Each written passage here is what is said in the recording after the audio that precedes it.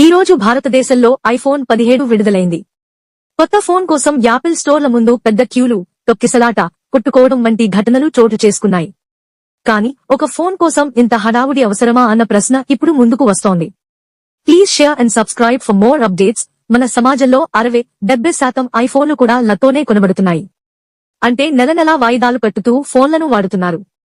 ఇది ఫోన్ లేకుండా జీవించలేని పరిస్థితి కాదే.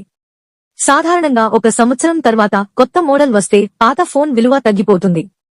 ఎలక్ట్రానిక్ వస్తువులు రోజురోజుకు డిప్రిసియేట్ అవుతాయి, కానీ విలువ పెరగవు.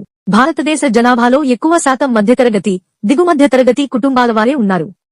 వారు నెలవారీ ఖర్చులు, ఇల్లు, పిల్లల భవిష్యత్తు గురించి ఆలోచించాల్సి ఉంటుంది.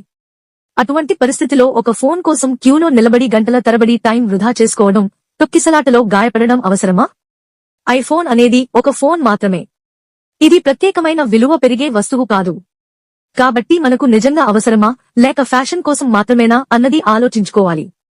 ఈ వీడియో ఉద్దేశం ఎవరినీ కించపరచడం కాదు. ఐఫోన్ వాడే వారిని తక్కువ చేయడం కాదు. కేవలం మన ప్రాధాన్యతలు ఏమిటి? ఒక ఫోన్ కోసం ఇంత హడావుడి అవసరమా అనే ఆలోచన కలిగించడం మాత్రమే.